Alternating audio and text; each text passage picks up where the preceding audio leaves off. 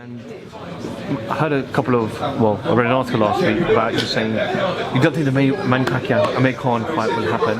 It was the only reason why I said that is because the money they were asking is never going to be on the table. Yeah. And even Bob Arum, yeah. Pacquiao's man, said, I'm not going to get excited about this because who's going to come out with that money? Yeah. You know, and if the fight did happen, you know, I'd favour Amir Khan against this version of Manny Pacquiao. But I don't think it will happen because that money's not going to come. There was 31 million in Dubai. How many times have they talked about putting fights on in Dubai and they haven't come about?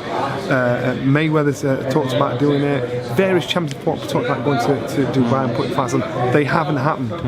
You know, so this is pie in the sky, and that's why I say. But do you think that finally we've got two fighters who have great reputations in Dubai and strong fan following in that country, yes, where it can be made? It can be made, but who's going to put the money?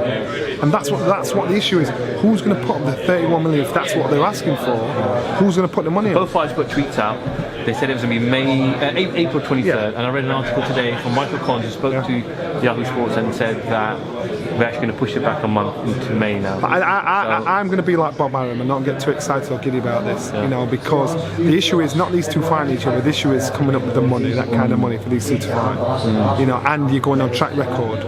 You know, of the fights of Dubai. Have they ever put anything put a professional match on so big? They haven't. So that's what I'm going on. I'm not poo-pooing these two fighting each other because I think it's a great fight if it happens.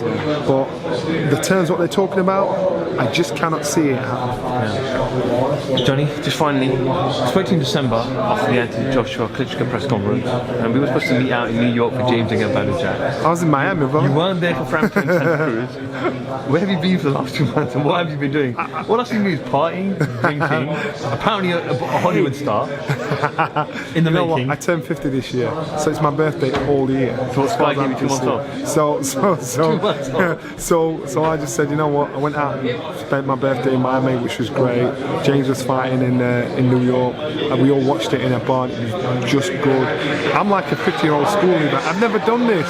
I've always trained and boxed all my life. I still keep myself in good nick, but I just thought, I'm going to do what other people do. I'm going to go out. So it's good. So I've been around. So I'm looking forward to this year. This year's going to be a good one. Good to have you back, Johnny. I'm sure we'll catch up during the rest of the fight week. You will. Johnny Nelson for FightHype.com. Thank you very much.